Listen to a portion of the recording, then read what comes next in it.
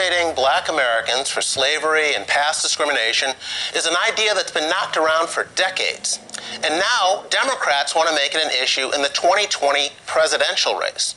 Will it backfire on them? I'm Jason Riley from the Wall Street Journal and the Manhattan Institute, and welcome to Deep Dive. Senator Elizabeth Warren told a town hall audience in Jackson, Mississippi last week that it's time to start the national, full-blown conversation on this issue. But the reality is that slavery reparations has been a hot topic for decades, and it's consistently opposed by a large majority of the public. Bills have been introduced in Congress, best-selling books have been written, and class action lawsuits seeking compensation have been filed. However, public opinion hasn't moved much.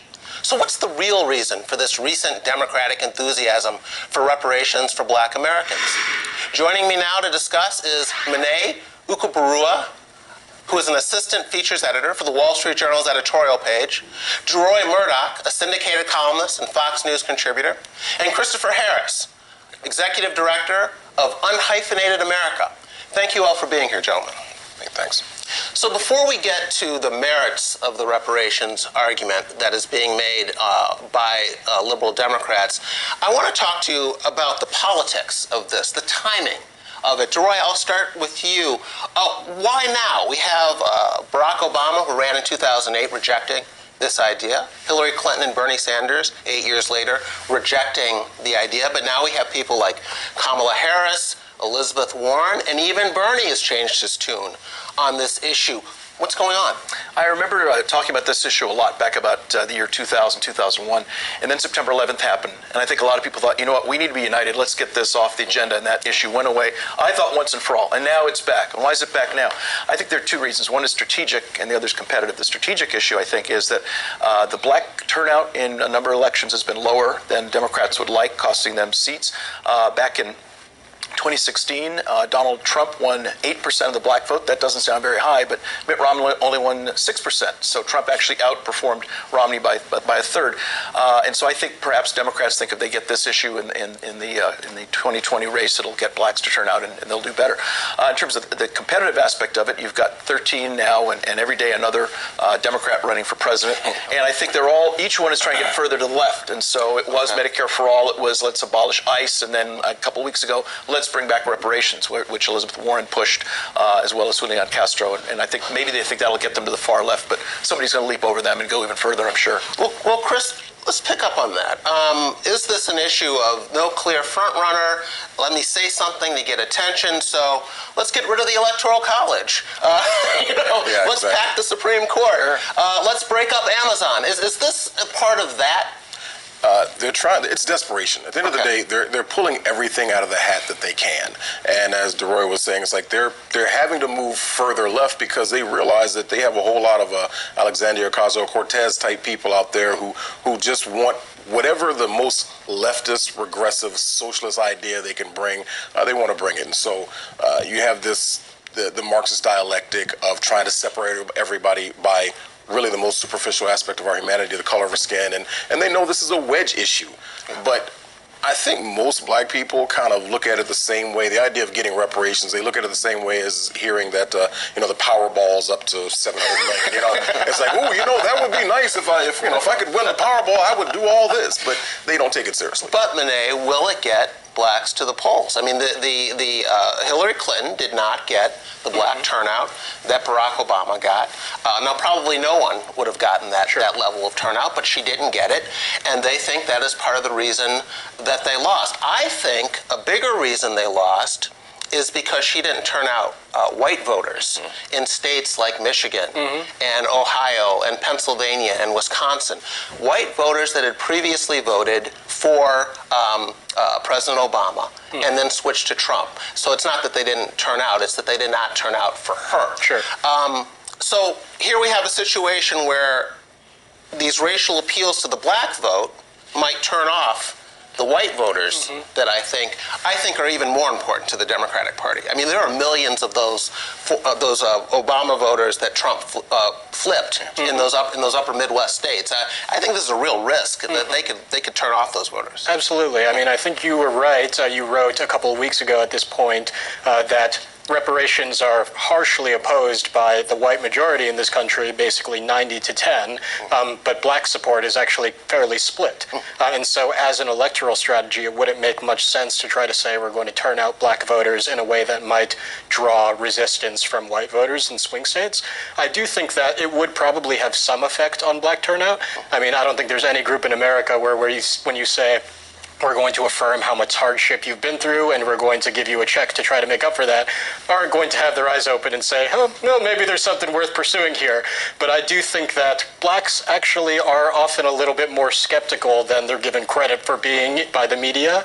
I think you saw, for example, in 2008, it took a long time before blacks really did completely embrace candidate Obama because they needed him to prove that he was viable and that he would be a serious contender. Again, in 2016, you saw the Bernie Sanders campaign try to make a push based on his credentials as a civil rights advocate. They waited until the South Carolina primary, and then they revealed this photo of Bernie Sanders being arrested for marching with civil rights leaders, and they thought this was going to have a big effect on black turnout. When blacks really are, tend to consider who's going to be the candidate, who's going to, do the best in terms of improving our material circumstances. They can't be bought so easily. That's a good point. You mentioned how reparations polls among whites, but it doesn't poll as high among blacks as some people might realize. It's around half, around half of black. Why do you think that is? Why don't you think reparations polls higher among the supposed beneficiaries of reparations? Well, I think it goes to some of the other issues we're going to touch on a little bit later, but the question of who is black, a lot of blacks are mixed. They may look at their white neighbors and think, well, is it really that guy's fault that something may have happened to great-great-grandpa or something like that? I think also, going back to the effect of this on regional electoral votes in Michigan, Ohio, Pennsylvania, et cetera, I could see people whites in Alabama or Mississippi saying, yeah, there's some sense of white guilt, and look what my ancestors did, so go ahead and tax me some extra and I'll pay for this. But if you're sitting in Ohio or Pennsylvania or Michigan, you could look around and say, this was never part of the Confederacy, so why are we expected to pay for this? And I think that particularly in that part of the country, which is the exact part of the country the Democrats need to pick up, I think that's going to have this boomerang effect against them that you described. Go ahead. Well, just to piggyback on what Deroy was saying about the supposed blue wall, right? I had to laugh about the whole idea that Democrats had this blue wall because I'm a big history guy, and really they're cherry picking the data. If you go back, I mean, they say, oh, well, because Democrats had this blue wall in states like Michigan, Ohio, Iowa, the like, going back to 1992. And I'm like, oh, well, if you go back post World War II, which is basically 18 presidential elections, they've only had a blue wall for 5 of those 18 elections. So they're really cherry picking the data to assume that they have this lock on it. I mean, they didn't win it with Donald Trump. He broke the blue wall. Right. So it basically invalidated this whole idea. And as we were all just saying, they're going to lose the majority white vote, the working class, middle class white vote if they pursue that. Which, it's just, they already lost because they ignored them in 2016. If they keep pushing this issue, they're going to alienate them in 2020. Well, this speaks to me among the divide that remains in the Democratic Party over why they lost.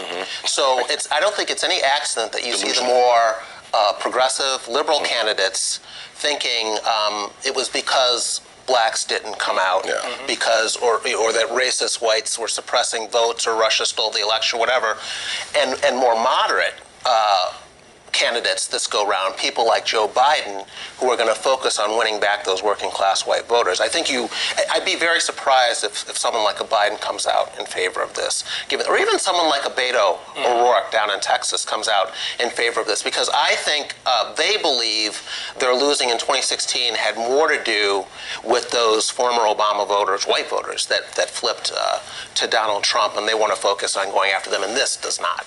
Well, Beto eats dirt, so there's that. There's that whole issue. And he shares it with his family. So let's get to the merits of the arguments that people like Kamala Harris and Julian Castro and others are making here, Elizabeth Warren as well. Let's start with the economic argument that they make. And they're not alone. This is one of the arguments that's been made over the decades, that this country benefited, got rich off of slave labor. Some have even gone so far as to say the profits from slave labor funded the Industrial Revolution.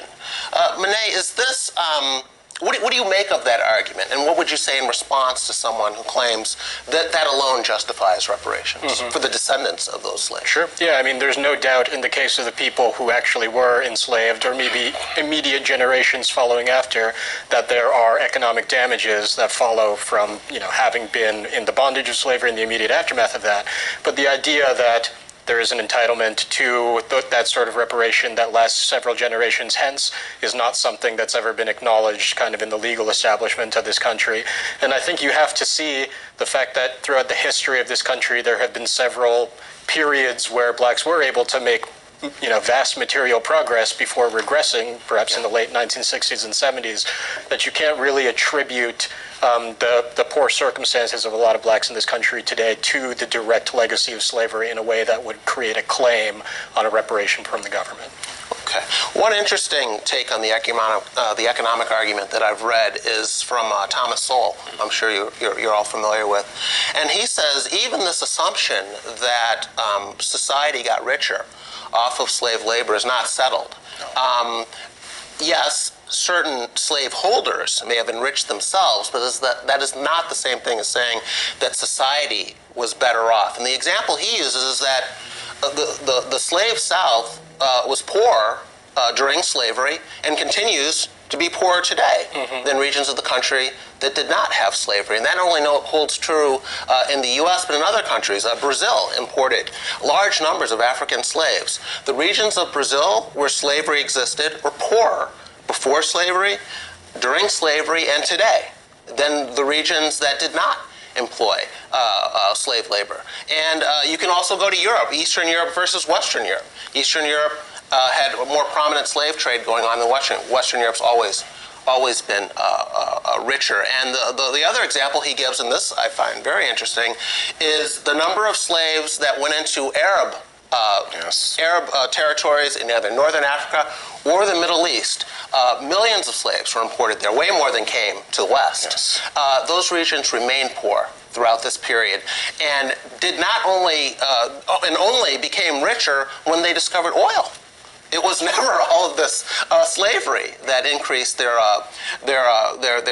quality of life. So I find even to grant that to the pro-reparation side problematic. That is not settled that regions that have slavery are wealthier than regions you look that at don't. where slavery was in this country. In the South, that was an agrarian area. These were people essentially working on farms, picking cotton, etc. In the North, we saw the Industrial Revolution taking place, certainly cotton mills, people who took the cotton and turned it into clothing, people running sort of industrial factories, that sort of thing. You didn't really see slaves in that. Those were not part of the slave infrastructure, if you will, in this country. So I think there's a lot of truth to that. I've also heard the argument, well, slaves built this country, so, hand over the money. You could make the same argument for the Chinese, who were mainly in the West putting in the railroads. I assume they got paid. A lot of those people were left up in the hills to fend for themselves. A lot of them froze to death. You certainly had white pioneers coming across the country. No one really feels sorry for them, but some of them were shot at by Indians and died or caught awful diseases. If they had not crossed the prairies and settled the West, this would be a small coastal sliver along the East Coast, the original 13 colonies. So do we owe reparations to the descendants of the whites who came across the stagecoaches? I wouldn't make that argument, but I imagine somebody might. Chris, you can't deny that racial inequality exists in this country and has persisted for a long time. Isn't at least some of that due to the legacy of slavery? And doesn't that justify the government doing something for the descendants of those slaves? Inequality is such an interesting thing because it assumes that outside of this, all things would be equal. And I say, Spike Lee is rather small. LeBron James is much taller. Yeah. How can you make those two equal? There are certain things that are available to a LeBron James just by virtue of his physical stature that are not available to a Spike Lee. So whether it's height, intelligence, all those things, God did not make us equal.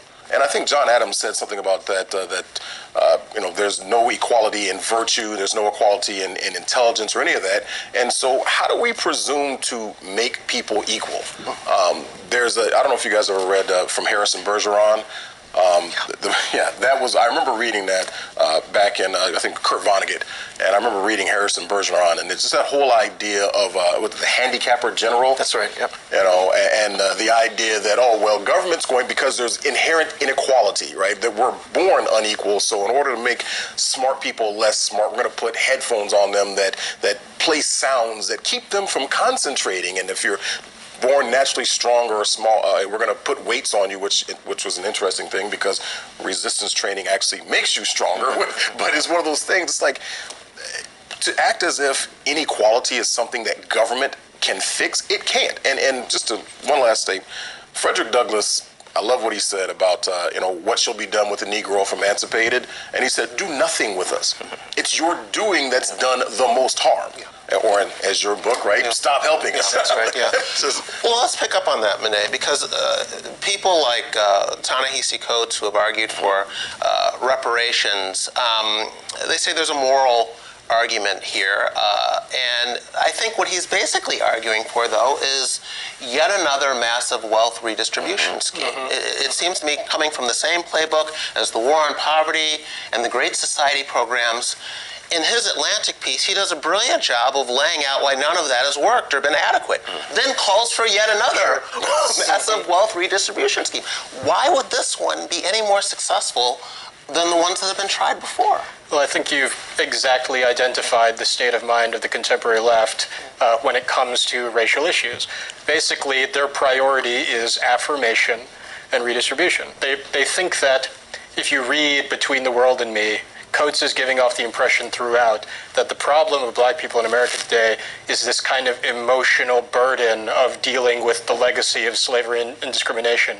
And if only the President of the United States or the collected leaders of the United States were to come forward and finally give this tearful, emotional apology for all the harm that's been done, they'll be able to alleviate this cloud of depression from black people and finally free them to pursue their ambitions. And then in addition to that, we need to attach a check because, again, on the left, it's always about just sort of the direct material compensation.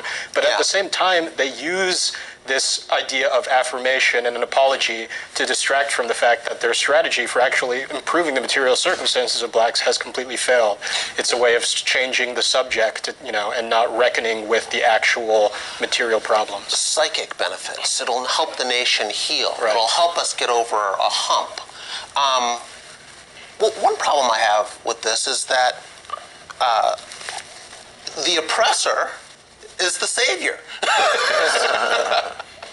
I mean, these awful people have did this to blacks a long time ago.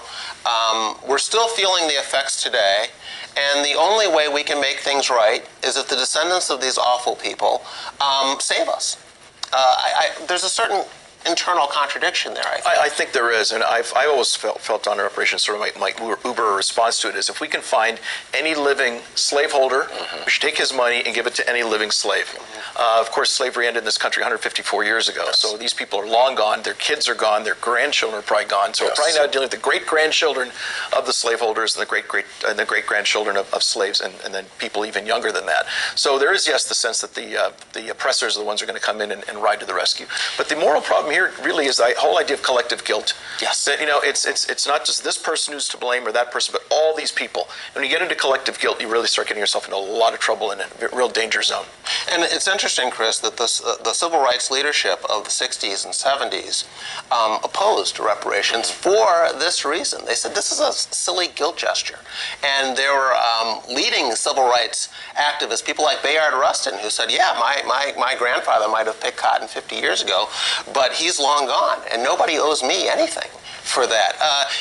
Aren't you also telling blacks, though, with reparations, that black people bear no personal responsibility for their current situation?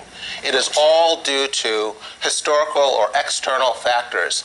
And what kind of message does that send? It's a very destructive message. I mean, I live in the Metro Washington, D.C. area, and Prince George's County, Maryland they tout the fact that it's the wealthiest, predominantly black county in the whole country. And a lot of the people who live there are federal government employees, and there's lots of six-figure household incomes. But yet, in the state of Maryland, which has one of the best public school systems, Prince George's County is the second worst education, in terms of education, second worst county in the state of Maryland. Of course, the worst is Baltimore City, which is represented by Elijah Cummings. But here's one of the problems, I think, Jason, is that what the narrative is what's most damaging. Because what people want us to believe is that we were savages in Africa, and then we were brought here to America as slaves, and then we got free and we're on welfare. That's basically the narrative. If you ask the average young black man or woman, because I do a lot of mentoring, and they have no idea. The most they've heard of is they've heard of Black Wall Street, but they don't even know the full story behind it. They don't know that, as you know, Booker T. Washington wrote about this with the National Negro Business League. He had a great book called The Negro in Business, and the information is phenomenal. It's interesting because it says that black people in 1910 owned 20 million acres of land. So, I mean, just for context, that's the equivalent of owning the entire state of South Carolina, as well as, I believe, Rhode Island, and a little bit left over. 10 million black people owned 20 million acres of land. So if we were so oppressed, and I'm not belittling the oppression of the Jim Crow era, but how is it that we had all that? Our families were intact. Right. You know, so we had this segment that our kids today don't know about because they really believe that all we were was slaves to welfare. Yeah. And that's true. I want to amplify on that. And this also, that idea that we went from slavery to savagery and then to welfare and so on, completely negates, for example, just one instance, the Harlem Renaissance. Yes. Duke Ellington, Count Basie, Ella Fitzgerald, the enormous contribution blacks made in inventing jazz and carrying it forward. And that's just one art form and many others. And this sort of paves over all of that and says, well, I guess you guys have done nothing since slavery, so here's your check. There is a tremendous history there, and you're absolutely right. It is an undertold story that needs a lot more attention. What happened between slavery and Rosa Parks refusing to move to the back of that bus? Income gaps were narrowing. Educational attainment was narrowing. Household ownership was narrowing. It was a tremendous story, and then we get to the 1960s, the expansion of the welfare state, and you see breakdowns in the family. You see a lot of these other trends that had been going in the right direction either slow down, pause, or even in some cases completely reverse course, and it tells you how weak the argument is that you can blame outcomes today to the legacy of slavery and Jim Crow, unless you believe that legacy somehow skipped a few generations and then reasserted generations closer to the actual crime that happened. Well, just to say, since we're here in New York, you have, I think I just saw something the other day about the black enrollment in Stuyvesant High School decreased again, and, Thomas Sowell went to Stuyvesant, and he's talked about that at length, that there were more blacks going to Stuyvesant. That's right. When was it, I can't remember if it was Thomas Sowell or Walter Williams said that he's glad, I think it was Walter Williams said he's glad that he got his education before it was fashionable for white people to like black people. Because he said it's like, because then they didn't care about, about your feelings. It was more about, will you learn reading, writing, and arithmetic? Yeah, exactly. And those things are absolutely crucial because we're graduating young black men and women today, but we're not really educating them. We're basically pushing them out of school, giving them this piece of paper that says that you've been educated and that you're ready into the workforce. But the school that was named after Ben Carson in Detroit. I looked up the stats. I mean, it was supposed to be a science and technology school. They have something like an 85 or 90% graduation rate, but when you look deeper in, the state boards, only like 25% of the students meet the criteria for reading, and like 17% meet the criteria for math. And so it's those things, it's like, that is more damaging than the legacy of slavery. Oh, yeah, absolutely. That is a terrible disservice. Let's, we don't have a lot of time left, but I want to get on to how practical this would be to even attempt to implement, assuming the government did decide to do something about it, Mene. You have most white Americans today are not descendants of slaveholders. They came here after slavery. You also have the problem of thousands of black people who themselves owned slaves in this country, thousands of Native Americans who own thousands of slaves as well. And then who is black? Who's going to get to claim some of the spoils here? Are we going to use a one-drop rule? How many cheaters will there be claiming minority status to get a piece of the pie? And Elizabeth Warren would know something about, how black is that. She may have a drop of black. So how do we even grapple with all of this as a practical matter? Sure. I mean, I think if you think about the progress that's been made over the past half century in terms of moving toward a state where people are defined by the content of their character rather than the color of their skin, the quickest way you could possibly undo that would be to create a massive federal program to determine exactly how black or how white everyone is, and then decide how much they're going to pay in or receive based on a system of that. Absolutely. And I think when we talk about just sort of the idea that blacks may or may not be owed a reparation from the government, we're totally eliding the fact that this government and this nation have welcomed blacks into the franchise. I mean, perhaps you could make an argument that this country was enriched in some way by the labor of enslaved blacks, or by, discriminating against blacks in terms of housing and employment.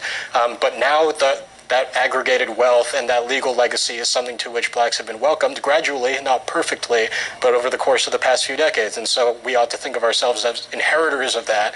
And a system of reparations would create a formal divide between blacks and everyone else that would sort of negate the idea that we are partial possessors of this franchise today. Yeah, I would say that the two examples will show you how quickly this whole thing will fall apart. If you are a person who lost a great-great-grandfather at Gettysburg, while your family was living in Vermont, let's say, and great-great-grandpa got shot at Gettysburg trying to end slavery, and somebody's saying, okay, you got to hand over the money for slavery. I'm thinking, okay, why am I doing this exactly? And then who's going to get the checks? Do we give checks to Sasha and Malia Obama, who grew up in the White House? It doesn't get any more privilege than growing up inside the White House. So do they get checks? Their father's not a descendant of slaves. And their father's not only did he not, and is not a descendant of slaves, he came from East Africa, not even West Africa. He came from the wrong side of Africa in terms of the whole slavery legacy in this country. So do they get checks as well? So those are just two examples that show it. Even if we want to do this, I think it collapses in terms of practicality. And does it make sense in an increasingly pluralistic and diverse country to continue playing this racial spoils game or this group grievance game? I mean, the fastest growing immigrant group are Asians. You have people increasingly identifying in terms of sexual orientation in different ways in this country. We have more religious diversity than ever. How this is a very slippery slope. You are creating all kinds of groups that will want all kinds of special favors due to past discrimination and so forth. And I'm just wondering how practical that is to continue down that road. Choose to identify as black. I mean, you got to. There you go. Right? I mean, because you can identify as whoever and whatever you want to be nowadays. Right. Yeah. So what is to stop someone from identifying? Sean King identifies as black. I mean, you have all these things, but like you said, it cannot survive the sniff test, right? I mean, you put it to any test, it's a house of cards. It's going to fall over. Okay. And it's really sad because the 23andMe, we can do any of that, and you'll just quickly find out that you're not as black as you think you are, and it's folly. And what's this going to do for race relations in this country? Can you imagine the vitriol? I mean, people complaining about the state of race relations today or how divided a country we are. You talk about pouring salt on a wound. Can you imagine what this would do to our conversations, our national? But let me get your response. Tabasco sauce. But let me get your response. I think that the left's talk of longing for a post-racial society is bunk. And this is the latest example of that. When you want a post-racial society, you don't call for color-conscious college admissions or employment. You don't name your group Black Lives Matter and complain when people say all lives matter. You don't want racially gerrymandered voting districts, and you don't want slavery reparations. They do not want a post-racial society. I think they want to keep race front and center in our national conversation. I think it's identity politics. They think it works for them politically in the ballot box, and I think that's what's really going on here. Well, Unhyphenated America exists specifically to combat identity politics. And one of the things, like I saw something that said well over 100 million people, about a quarter of the population of the United States, are direct descendants of people who came through Ellis Island. And so how, that was well after slavery. How do we sit there and say to them, as you were saying, that you should have to pay because you happen to have white skin, even though your parents were poor in Italy or poor in whatever other nation before they came through, but you're telling them that they have to pay? Mene, if reparations are not the answer, should the government play some role in tackling the racial disparities that reparations are supposed to be getting at, but we've just been discussing will not get at. What is the role of the government then, if not to just send out checks? Well, because blacks are disproportionately disadvantaged in America today, as we talked about, all of the policies that the federal government employs to try to promote the welfare of people who are not doing well in America today generally disproportionately flow to blacks. And so I think there are some bad approaches that we've taken at trying to improve the material circumstances of the poor in America today, and the Great Society programs are front and center in that. But there also are issues like education. I think you're right to bring that up, Chris. The inequalities that we see in terms of the education opportunities that blacks have in this country today versus whites and other races. And so we obviously need to continue to pursue education reform and double down on what's actually worked. But unfortunately, the same Democrats who are proposing policies to put an emotional salve on the issue by apologizing for the legacy of discrimination are also the ones who are inhibiting the progress in education reform that would actually help to boost the circumstances of poor blacks searching for an opportunity. But what also will help is economic growth. We have seen under this president and his tax cuts and deregulations the lowest record black unemployment since records were kept in early 1970s.